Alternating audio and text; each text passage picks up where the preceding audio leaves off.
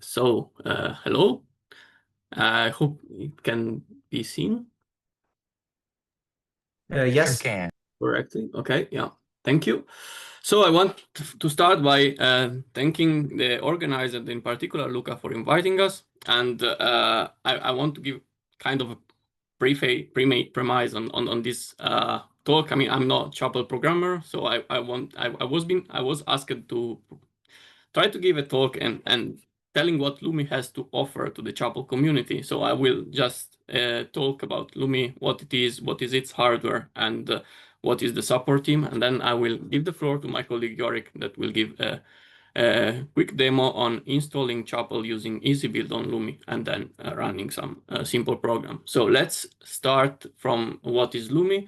So LUMI is a supercomputer that is located in Europe. It is a unique collaboration between many countries, more than 10 countries in the European Union, plus the European Union itself in the place of the EuroHPC joint undertaking. And this has been the flagship of supercomputers in Europe for 2 years. It has just been overtaken by the Jupyter machine in Germany, but is still the second most powerful supercomputer in Europe. And it is located in Finland, in Kajaani, and is operated by CSC, which is the Finnish supercomputing national company. And it's placed strategically in Kajaani because that is close to hydroelectric power dams and in a cool location that reduces the cost for cooling. And the heat waste is also reused in district heating. So attention has been given to create a cost-efficient and environmentally sustainable HPC ecosystem. Now, how can you get resources on LUMI? You can go to this page, www.lumisupercomputer.eu/get started.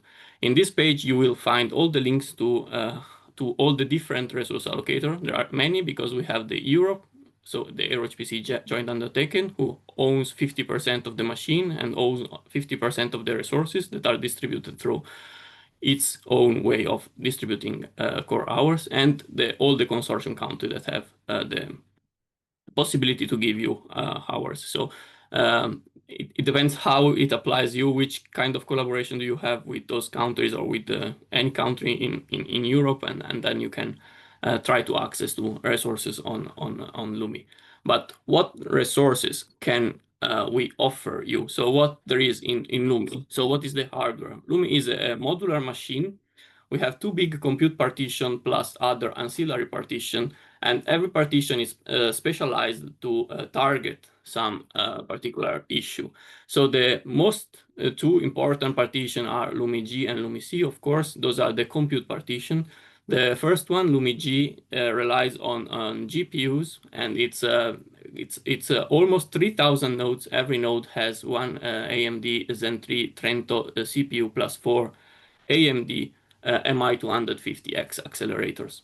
Then we have LUMI-C. LUMI-C is a pure CPU partition. It's a bit more than 2,000 nodes, and every node has 2 AMD Zen 3 Milan CPUs and at least 256 gigabytes of RAM. There are some nodes with a little bit more, so 512 and 1 terabyte of RAM, and you can select them.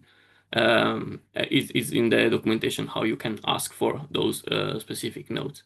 And then we have 3 different other type of nodes. So that are what I like to call the ancillary partition. The most important one is LUMI-D, which actually consists of 2 partitions. So D stands for data.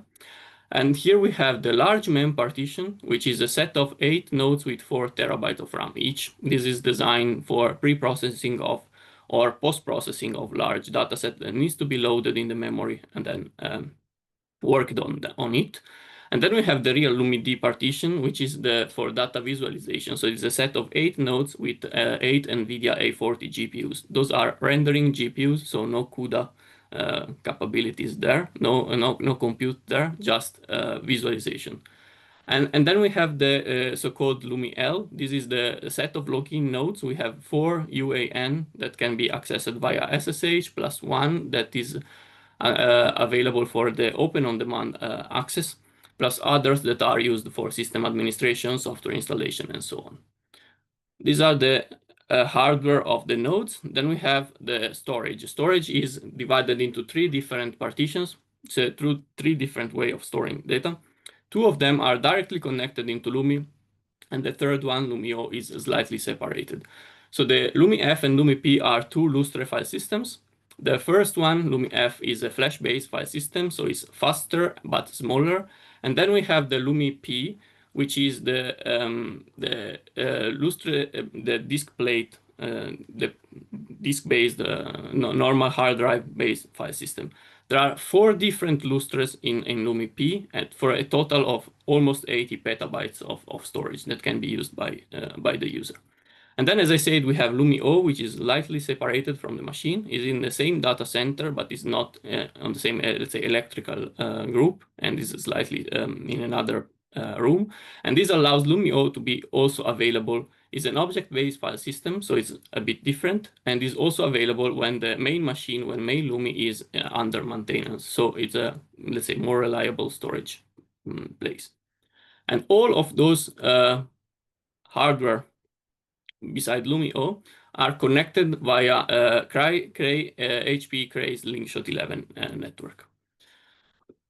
Now, just a quick look to the LUMI-C and LUMI-G nodes. LUMI-C nodes are composed, as I said, by 2 AMD Milan CPUs. Every CPU is built with this chiplet technique, and we have 9 chiplets per CPU, and in eight of those chiplets are in every socket are CCD, so compute core, the core complex dies, and 1 is a memory I/O die. However, the memory I/O die is partitioned in 4 quadrants, and every quadrant owns 2 DDR controllers. So why I'm annoying you with this is because I think it's important, in order to harness the full power of one of those nodes, to know how the hardware underneath is actually built. Because, for example, we have 25 gigabytes per memory channel, so 50 gigabytes per memory I/O quadrant, so 400 gigabytes per second of memory access. But you can't use that if you don't do proper placement of the tasks on a LUMI node, on a LUMI-C node. Because otherwise, because if you don't, you will be using those shared resources between the CCDs inside the core that will create bottlenecks and will block your, will slow down your program. So a similar effect we also have on LUMI-G nodes. But let's take a look at this picture. There are 8 GPUs. I said before that we have 4 MI250X. Well, the MI250X also has this chiplet technique. So in every MI250X, there are 2 GPU chiplets, and every chiplet has its own memory, HBME fast access memory. So this memory has a speed of 1.6 terabytes per second of bandwidth, while the bandwidth that there is between 2 different chiplets on the same GPU is only 200 gigabytes per second. So for all the perspective, we need to consider those 2 chiplets as 2 different devices. So this is why we have 8 GPUs here and not 4. But since we have 8 CCDs and 8 chiplets, this is actually not a casuality, random happening.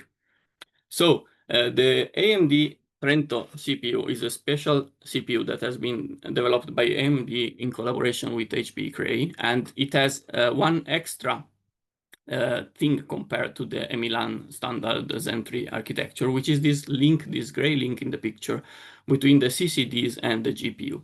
Every CCD, so we have 8 CCD and 8 chiplet of the GPU. Every CCD has a direct connection to one of the GPU chiplet. And this is important because by getting a proper placement of your application on the correct cores that are the, let's say, the friend one to the GPU, you have a fast connection and fast data movement between the host and the device. Okay, one would think that the core 0 is close to GPU 0. However, that is not true on LUMI. The core 0, the GPU 0, as you can see from the picture here, is close to core 48 to 55. But we do have in our documentation examples on how to achieve proper placement via binding on a Slurm job. Okay, now last but not least, hardware topic, so is the network on LUMI. The network on LUMI, as I already said, is the HP Slingshot 11 network. We have a Dragonfly topology. A Dragonfly topology is a very special topology that allows every 2 nodes in even a big machine such as LUMI that has more than 5,000 nodes to be at a maximum distance of 3 network hops, so 3 switch-to-switch hops. And how to achieve this? Well, this is achieved by having all the switches in a group connected all to all, and then connecting all to all the groups between themselves. This network is actually a very good network, and this has actually been proved by a recent paper where the network of LUMI has been compared with the network of Leonardo, which is a sister machine. So it's another of those EOHPC-JU pre-exascale machines. And in the paper, they show that the network from Leonardo has a slightly better best case and average case, but the network of LUMI has a way better worst case execution time. And why is this important? Well, we built HPC to run large jobs. And in a large job, when you have a synchronization point, such as an MPI barrier, the last process to reach the barrier is actually the one that gives the time of the collective operation. So this is why the worst case, in my opinion, is more important. And having a stable network with a good rerouting and congestion control is helping to reduce this worst case execution time. Then last topic, what we can offer you is the LUMI user support team, or LUST as we call ourselves. So the LUMI user support team is a distributed team where every country from the consortium, beside Iceland, provide the equivalent of 1 full-time person per month. Most of the countries actually provide 2 half-time person. So as a result, we have a very international and very distributed team who is in charge not only of doing the help desk, which is actually our main duty, but also to help the documentation, provide training, and so on. Now, first thing is, as I said, the help desk. We try to cover the 9 to 5 office hours for all Europe, so from Eastern Europe time to West Europe time, so to UTC 0, so Great Britain and Portugal time. In those hours, in the working days, there is always one of us behind the help desk, and will take care of answering the questions or contacting other members of the support team if the question is some complex level 2 question. Then we are in charge of providing this computational environment. We have the basic Cray env because LUMI is a Cray machine. And then on top of that, we have built this LUMI environment. This is an environment that is extensible by using EasyBuild. It's built with EasyBuild. The environment itself is built with EasyBuild. And after every update, we provide newer recipes for some tools that are directly installed in the machine. So for example, compilation or installation tool such as CMake is provided directly by us, but we also provide recipes for the most common used tool such as, I don't know, Gromax or Amber. And those recipes are actually not directly installed in the software stack, but are made available on a repository that I think my colleague will show in the demo later. The other task we have is the training of the users. This is something we usually do in collaboration with the vendor, so HP and AMD. And we just finished the course yesterday, and we will have another one. So yesterday, and that was on AI, and then we will have another one in 2 weeks on Introduction to LUMI and Porting and Optimization workshop. So we try to provide as much training as we can. And those trainings usually are organized in different countries of the consortium. So we try to encourage people to come to our training and meet us and ask questions in person. And last but not least, topic that we cover is this porting and optimization call. This also is done in collaboration with HPE and AMD colleagues. And this is longer term support to some projects that are selected according to what we think is the scientific impact of the code. And we select some code and we offer, let's say, a long-term support to either port their application if it's not working on LUMI, or optimize their application if it's already working on LUMI. And we are currently starting to contact the team that have been selected for the fourth cycle, that is the 2025 and 2026. So this is all from my side.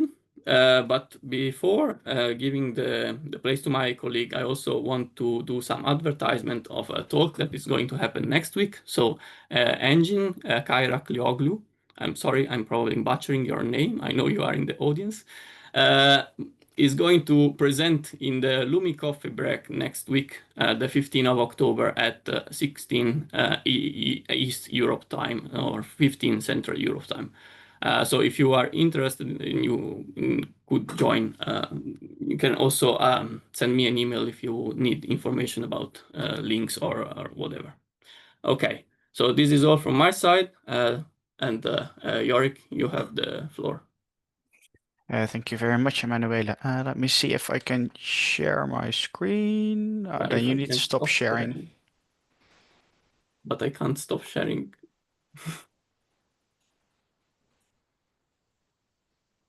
You should have a request that I can. Yeah, I had to crash in Yes, Zoom. it works now. Let me see. Okay. So you should see my screen right now. Get this thing out of the way. So, as my colleague already mentioned, we have the LUMI software library. So we offer a couple of standard programming environments on LUMI that some of you may know from other HPE systems that you can use to install and run your own software. But we also have an extensive suite of software that you can install yourself and that we maintain. So some examples, for example, here we have Chromax. So you can find everything we have here in this list. There you can, for example, find Chromax, and then we have a lot of different versions for Chromax that have different configurations that work on different versions of the software stack, for example. We also have one that's very popular right now, of course, PyTorch, and all kinds of different configurations, including a lot of documentation on how to use it, so how you can run simple jobs, etc.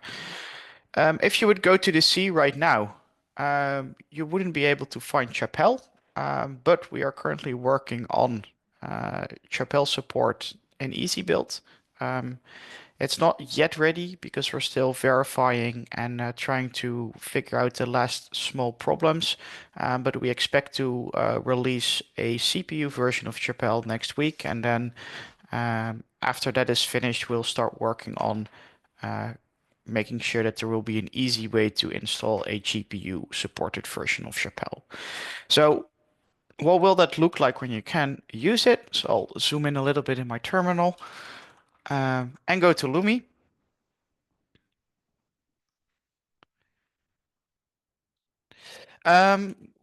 So the general idea to install something like software is that you would start with loading the correct modules on LUMI. So in this case, I want to make sure that I'm actually that I'm using the LUMI software stack and that I'm using the CPU partition of LUMI. The reason I want to use the CPU partition of LUMI is because I'm going to show the CPU version of Chapel. If you want to install software, you also need to make sure that you load EasyBuild. And then once you've loaded EasyBuild, you can use EasyBuild's recipes to install. So for example, to install Lumi, once we have released the recipe, it will be very simple. You will be able to do EB install, and then you mention what version you want to use. So in this case, you want to install, we're going to release support for Chapel 2.6.0, and it will run in the 24.03 software stack. If you have installed this module, you can actually find it. So for example, if I would do Mother Spider right now, it needs to load my caches, I see.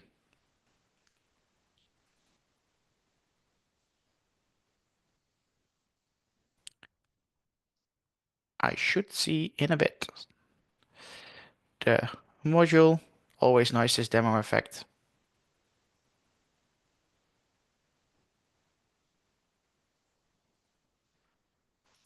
Well, yeah, there we go.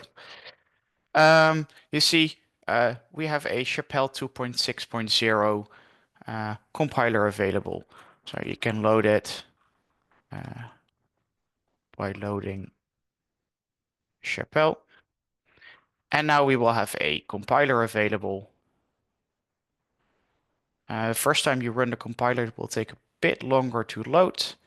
And as you can see here, we have Chapel version 2.6.0, and it's backed with the bundled LLVM. So the LLVM that's bundled with Chapel. So in this case, that will be 19.1.3. And you can actually use that to run some simple software. Before you can do that, you of course need to make sure that you correctly have the correct settings for the launcher. On Lumi, that means that you need to set 3 different things.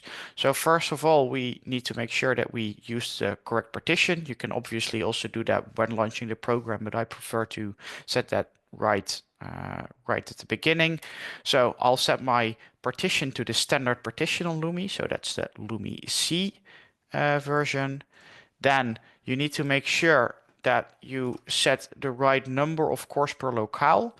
The current version I'm using is 1 locale per node, so 128 cores that is on a standard LUMI-C node. One of the things that we may start looking into is seeing if this is an optimal way of running on Lumi or if some other settings may be better. And then on Lumi, you always need to make sure that you set an account on Slurm for the billing.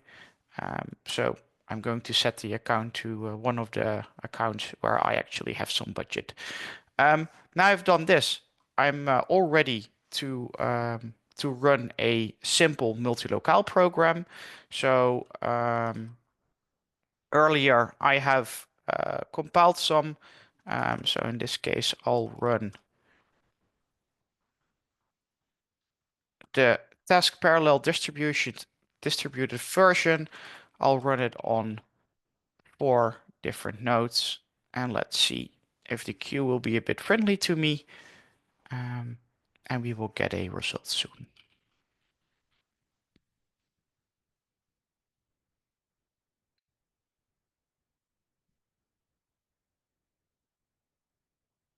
Now, I see that the task started, so we should see output pretty soon. There you go. And as you can see, we can successfully run a multi-locale version, CPU-only version of a simple Chapel program. And that is it for my demo for today. I have nothing more exciting to show you, but we wanted to at least show you that once we have the easy build recipes available, that you can get started on Lumi with using Chapel. And we as the Lumi user support team are more than happy to help you get started and to make sure that Chapel can get some traction on this machine.